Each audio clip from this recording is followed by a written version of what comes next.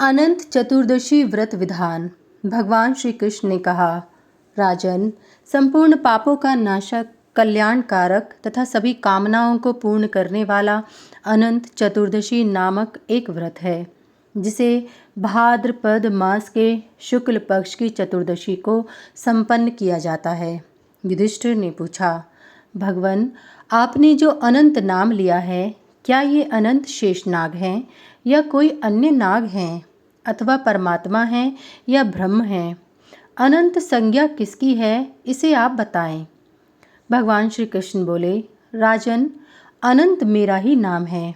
कला, काष्ठा, मुहूर्त, दिन, पक्ष, मास, ऋतु, अयन, संवत्सर, युग तथा कल्प आदि काल विभागों के रूप में मैं ही अवस्थित हूँ। संसार का भार उतारने तथा दानवों का विनाश करने के लिए वसुदेव के कुल में मैं ही उत्पन्न हुआ हूँ। पार्थ, आप मुझे ही विष्णु, जिष्णु, हर, शिव, ब्रह्मा, भास्कर, शेष, सर्वव्यापी ईश्वर समझिए, और अनंत भी मैं ही हूँ। मैंने आपको विश्वास उत्पन्न करने के लिए ऐसा कहा है। युधिष्ठिर ने पुनः पूछा, भगवन, मुझे आप अनंत व्रत के महात्म्य और विधि को तथा इसे किसने पहले किया था एवं इस व्रत का क्या पुण्य है, इसे बतलाएं। भगवान श्री कृष्ण ने कहा, युधिष्ठिर, इस संबंध में एक प्राचीन आख्यान है, उसे आप सुने। कृत युग में वशिष्ठ गोत्री समंतु नाम के एक ब्राह्मण थे।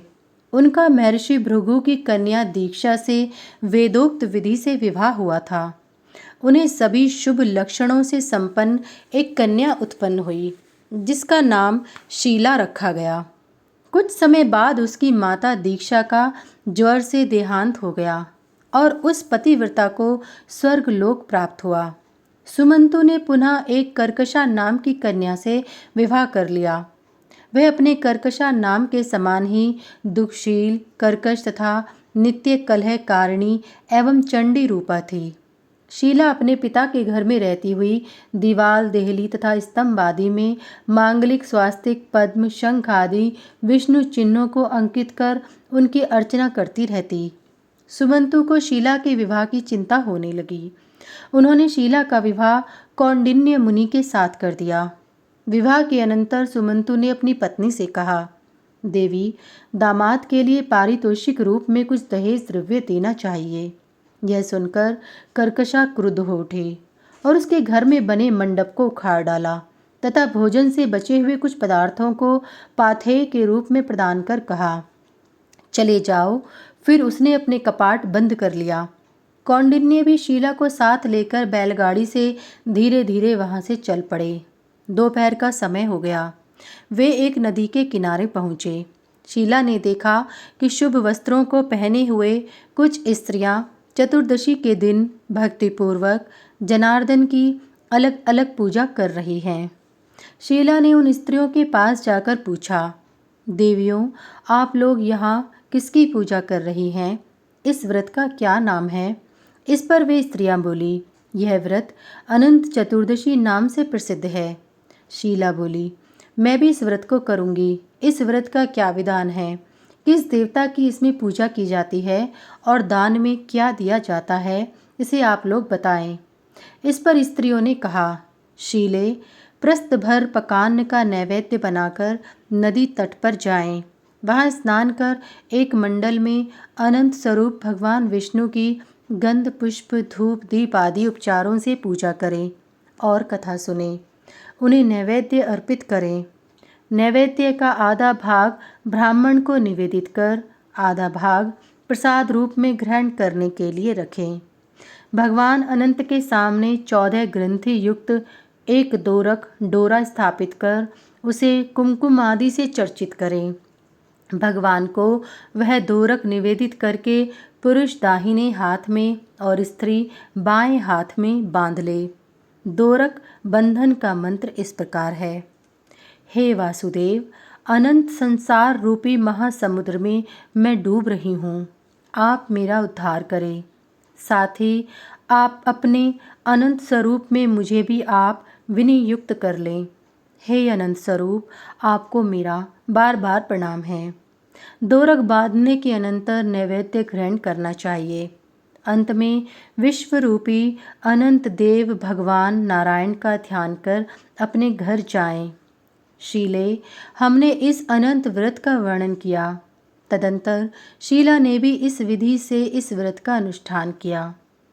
पाथेय निवेदित कर उसका आधा भाग ब्राह्मण को प्रदान कर आधा स्वयं ग्रहण किया और दोरक भी बांधा। उसी समय शीला के पति कौंडिन्य भी वहां आए। फिर वे दोनों बैलगाड़ी से अपने घर की ओर चल पड़े। घर पहुंचते इस व्रत के प्रभाव से उनका घर प्रचुर धन धान्य एवं गौधन से संपन्न हो गया। वह शीला भी मणि मुक्ता तथा स्वर्ण आदि के हारों और वस्त्रों से सुशोभित हो गई। वह साक्षात सावित्री के समान दिखलाई देने लगी। कुछ समय बाद एक दिन शीला के हाथ में बंधे अनंत दोरक को उसके पति ने क्रुद्ध हो तोड़ दिया। उस विपरीत कर्म विपाक से उनकी सारी लक्ष्मी नष्ट हो गई। गौधन आदि चोरों ने चुरा लिया। सभी कुछ नष्ट हो गया। आपस में कलह होने लगा। मित्रों ने संबंध तोड़ लिया। अनंत भगवान के तिरस्कार करने से उनके घर में दरिद्रता का साम्राज्य छा गया। दुखी होकर कौंडिन्य एक गहन वन में चले गए और विचार करने लगे कि मुझे कब अनंत भगवान के दर्शन का सौभाग्य प्राप्त होगा।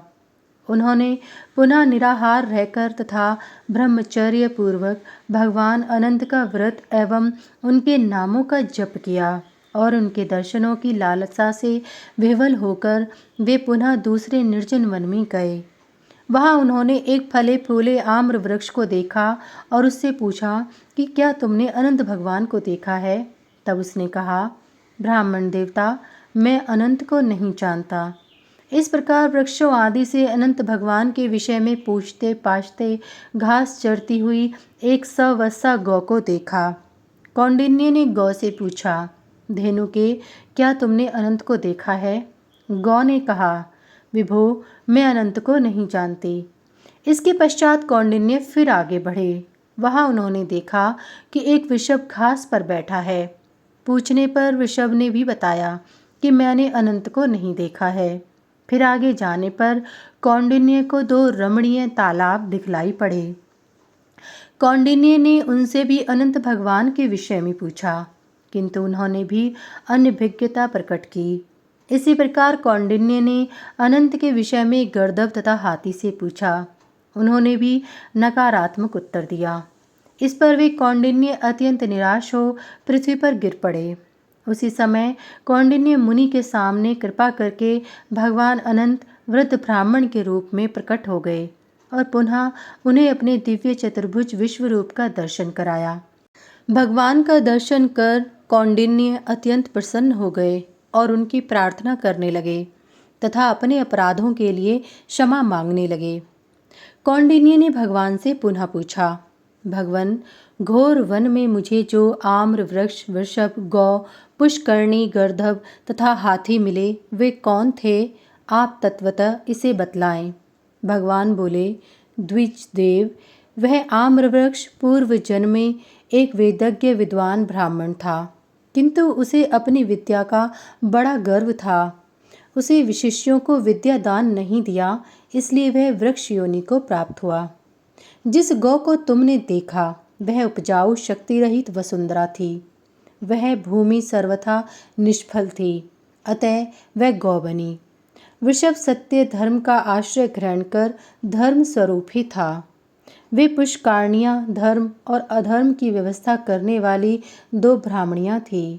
वे परस्पर बहनें थीं, किंतु धर्म अधर्म के विषय में उनमें परस्पर अनुचित विवाद होता रहता था। उन्होंने किसी ब्राह्मण, अतिथि अथवा भूखे को दान भी नहीं किया। इसी कारण वे दोनों बहनें पुष्करणी हो गईं। यहाँ भी लहरों के रूप में आपस में उनमें संघर्ष होता रहता है। जिस गर्दभ को तुमने देखा वह पूर्व जन्म में महान क्रोधी व्यक्ति था और हाथी पूर्व जन्म में धर्म दूषक था। हे विप्र, मैंने तुम्हें सारी बातें बतला दी। अब तुम अपने घर जाकर अनंत व्रत करो, तब मैं तुम्हें उत्तम नक्षत्र का पद प्रदान करूँगा।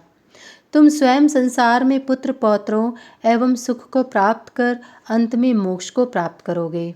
ऐसा वर देकर भगवान अंतर्धान हो गए। कौंडिन्य ने भी घर आकर भक्तिपूर्वक अनंत व्रत का पालन किया और अपनी पत्नी शीला के साथ वे धर्मात्मा उत्तम सुख प्राप्त कर अंत में स्वर्ग में पुनर्वसु नामक नक्षत्र के रूप में प्रतिष्ठित हुए। जो व्यक्ति इस व्रत को करता है या इस कथा को सुनता है वह भी भगवान के स्वरूप में मिल जाता है।